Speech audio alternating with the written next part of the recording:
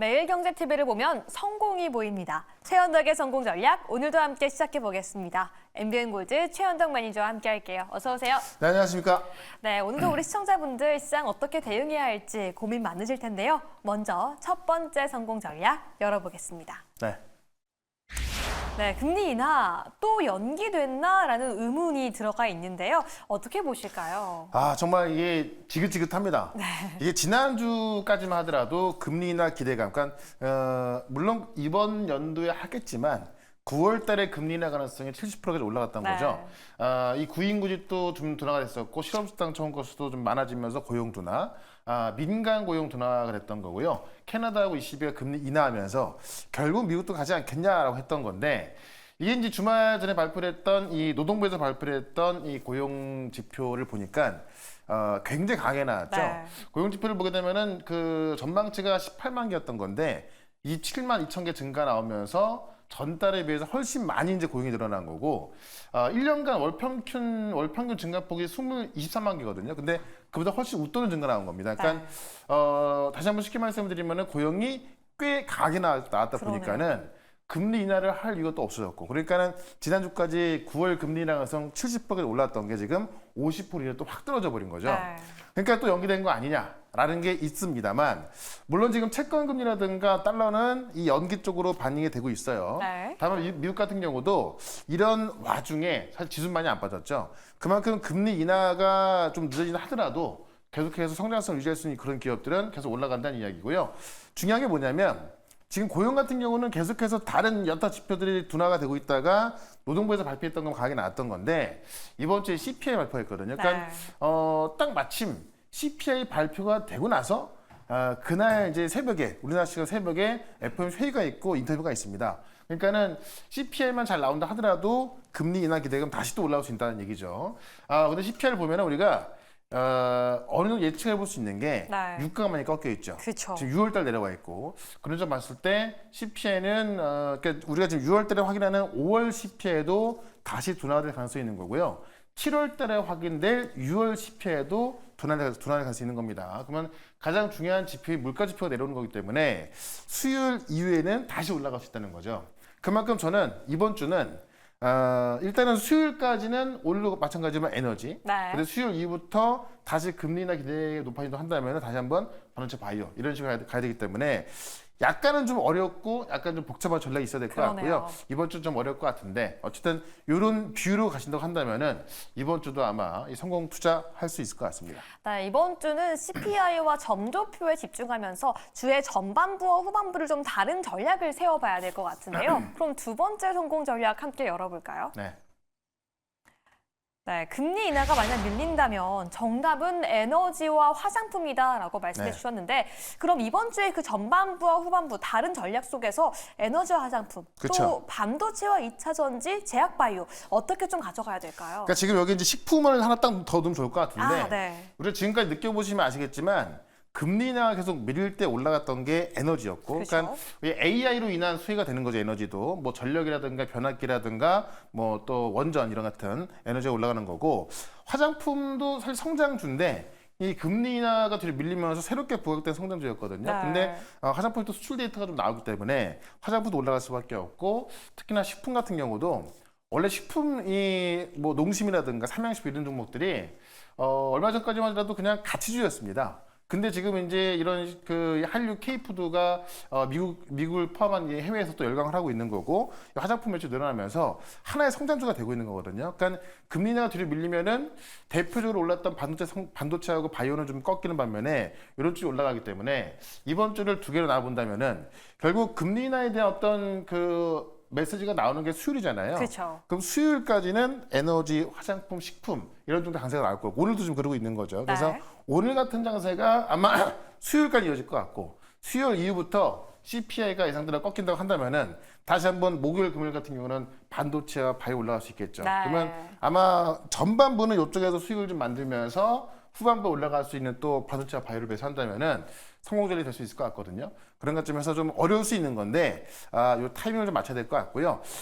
사실 이게 어떻게 보면 좀 쉬운 건데요. 자세한 전략은 오늘 또 장 끝나고 있을 4시 무료 방송에서 자세히 설명을 좀 드려보도록 하겠습니다. 네, 이게 바로 성공 전략이구나 싶은 전략이었는데요. 전반부와 후반부 나눠서 섹터 보자라고 말씀해 주신 점까지 함께 기억해 보도록 하겠습니다. 네. 그럼 저희가 담았었던 종목 리뷰로 함께 이어가 보려고 하는데요. 이 첫 번째 종목이 태성이에요. 네. 지금 벌써 100% 가까이 89% 수익률 이어가고 있는데 오늘 밤에 이제 WWDC 개막합니다. 저희 네. 어떤 전략 세워봐야 될까요? 어떻게 보면 지금 급등한 것은 약간 좀 얻어 걸렸다 해도 뭐 좀 괜찮을 정도로 네. 애플 공급체인 때문에 올라온 건 아니고 동박 때문에 올라온 거거든요. 그러니까 어쨌든 이 태성이라는 종목이 앞으로 실적 모멘텀이 있었기 때문에 제가 지금 사실 그 많이 올라온 상황에서 말씀을 드리고 나서도 거의 100% 가까운 수익 나오고 있는 건데 지금은 동박에 대한 모멘텀으로 올라가지고 있기 때문에 이 10,000원에서 11,000원 정도에서 제가 볼 때는 좀 수익셔도 괜찮을 것 같아요. 또 오늘 밤 애플의 개발자 회의가 시작이 되고 나면은 애플의 공급체인 관련주들은 사실 좀 어떤 그 세론 정도의 물량이 나올 수 있거든요. 네. 그런 것점에서 그런 부분에서도 내려올 수 있기 때문에 이 10,000원과 11,000원 위에서는 우리가 좀 그 수익 매도 관점 보자 이렇게 한번 정리를 해보도록 하겠습니다. 좋습니다. 태성 수익 실현 관점 제시해 주셨고요. 이 종목도 너무 궁금합니다.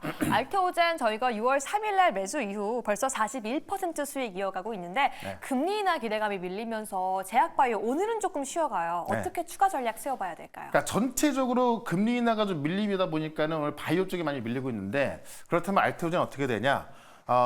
오히려 알테오젠 이런 종목들이 요거 지나고 나면 더 세게 올라간다. 네. 모멘텀은 전혀 변화가 없잖아요. 근데 이 바이오도 항상 제가 말씀드렸던 게 그냥 어떤 임상 데이터, 뭐 삼상 또는 어떤 시작 개발 이런 데이터만을 갖고 그런 데이터를 기다리는 기업들은 보통 이상이 완료가 되고 그런 좋은 성과 나온다 하더라도요.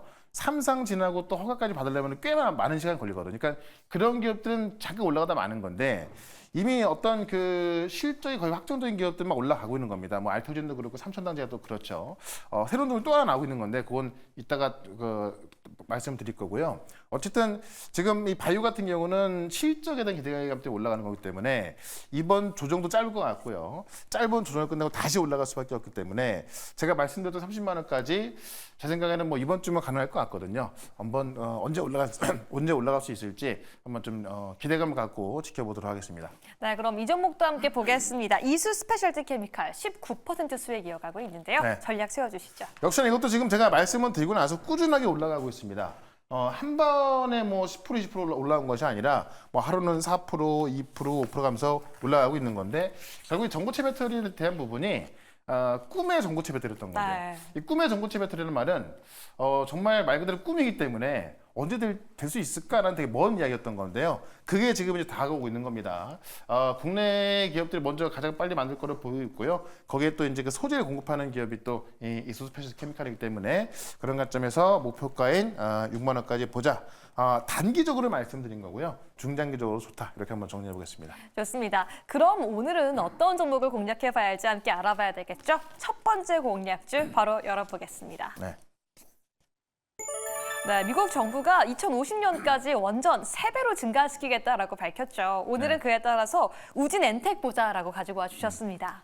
일단 이제 이 원전에서는 네. 핵심은 SMR 그쵸. SMR을 말씀드렸던 거고 이 SMR 관련주를 좀 봐야 되는 건데 제가 SMR은 두산 에너빌리티 말씀드렸던 거죠. 이 두산 에너빌리티하고도 기술 협약이 되는 게 우진 엔텍입니다. 그렇기 때문에 SMR 관련주에서 개별주는 또 우진 엔텍을 좀 보자 이렇게 좀 말씀을 좀 드리겠고요.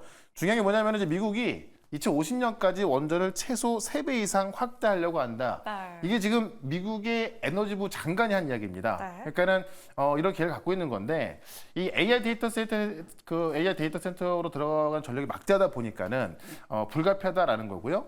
지금 월리언 메고도 OECD 사무총장 같은 경우도 지금 독일과 일본도 원전 유턴하고 있는 거고요. 원전이 없이는 이 대형 AI 센터의 어떤 전력을 감당할 수 없다라고 이야기하고 있는 겁니다.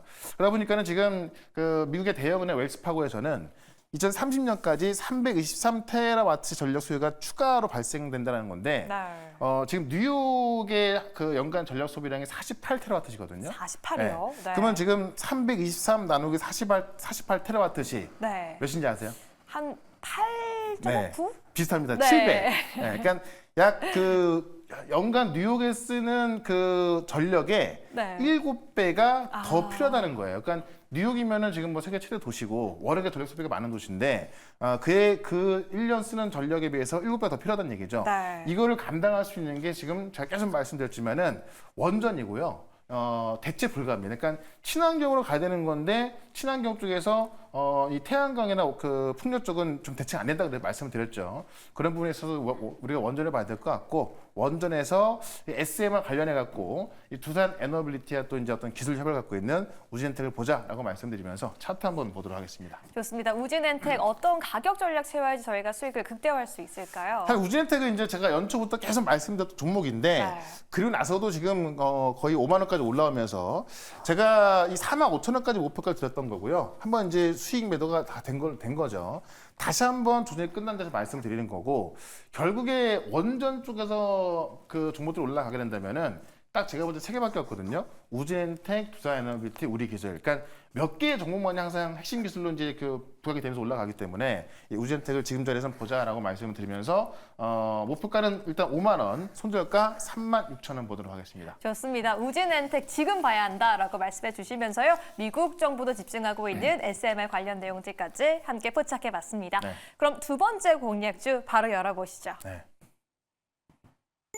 네, 과대낙폭 반도체 하시면서 피롭틱스 가지고 와주셨는데요. 오늘 또 SKC가 급등했어요. 네. 그 오늘 밤에 이제 엔비디아가 분할돼서 거래가 되거든요. 네. 금액이 10분의 1 그 되는 가에 거래되기 때문에 꽤 많이 올라갈지도 모르겠습니다. 어쨌든 반도체 모멘텀은 계속되고 있다라는 건데 이 유리기판 관련주들이 이게 하나의 테마로 보시면 안 되는 게 뭐냐면 지금 우리가 HBM에서 HBM 관련이 많이 올라갔잖아요.